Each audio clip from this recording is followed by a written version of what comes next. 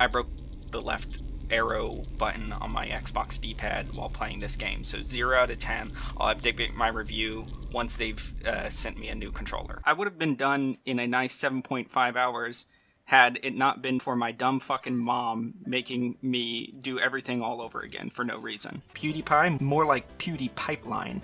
Am I right? Who the fuck is this guy? Just put... I don't know who that is. Just put that name on the screen. I don't... In all directions. Where's the shore going? You know the sea will bury you. And all you see is open water.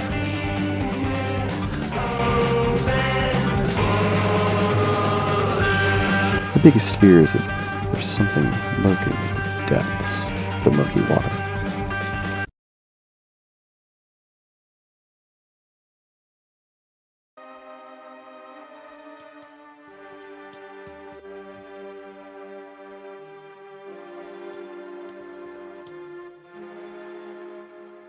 Not the robots!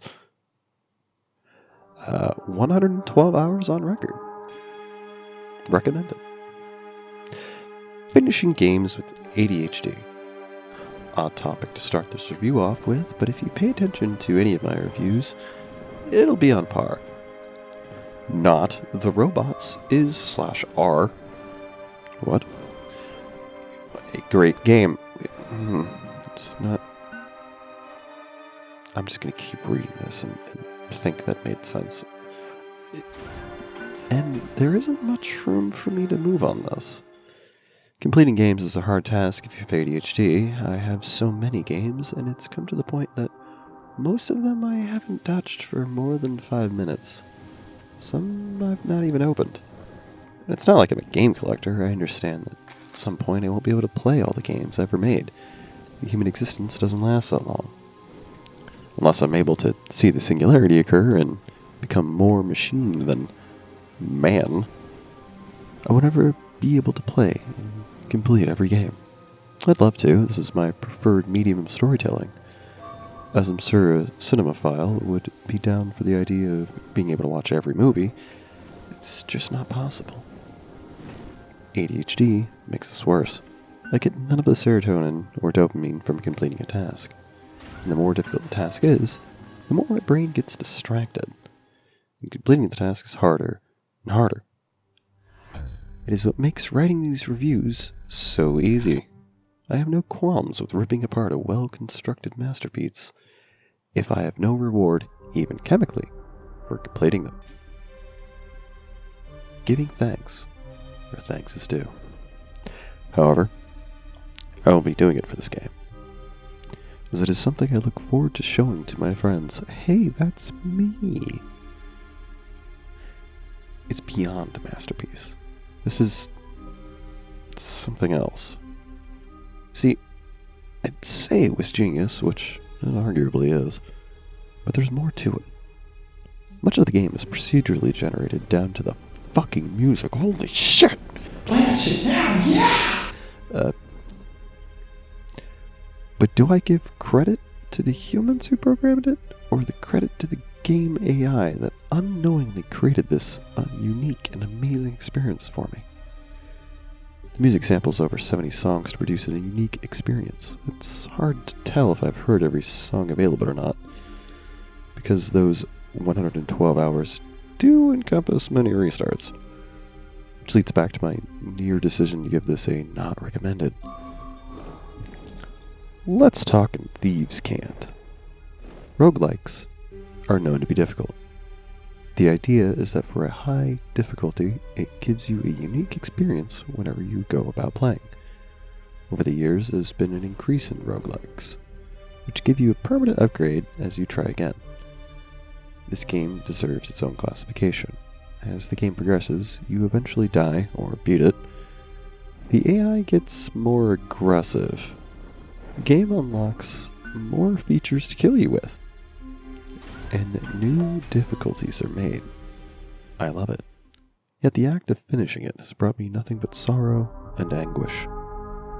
As much fun as the game is, my brain makes any sort of challenge not even satisfying in the end.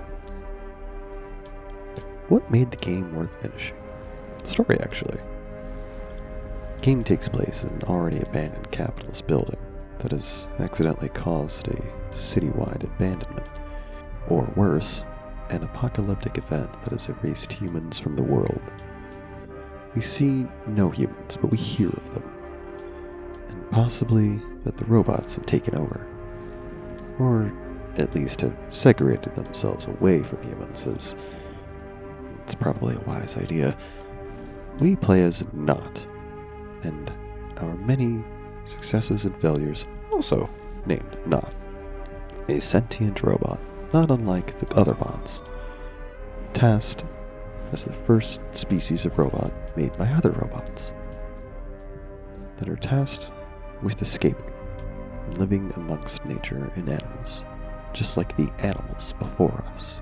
A way for a hive mind-esque experience of cascading, caching information to feel something the robots cannot. Thus, you are not the robots.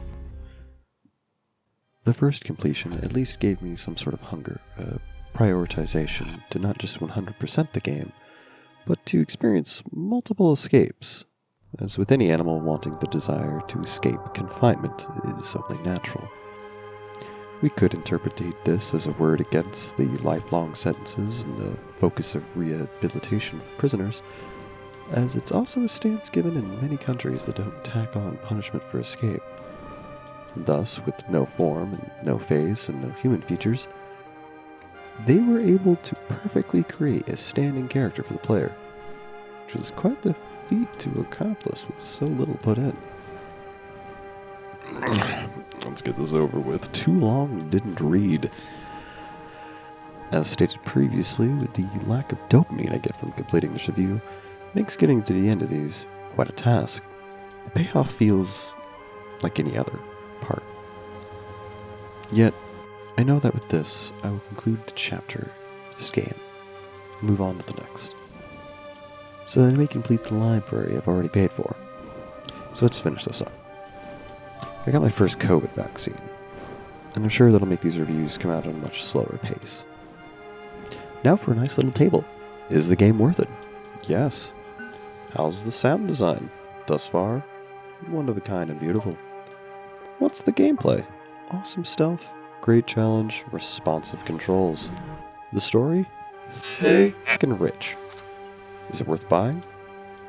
What? Why are you asking me this now? I just fucking read all of this to you. You decide that.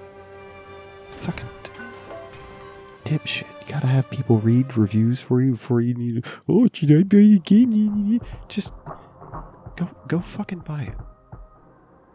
God, these fucking people. You know what? I hope the robots get you first.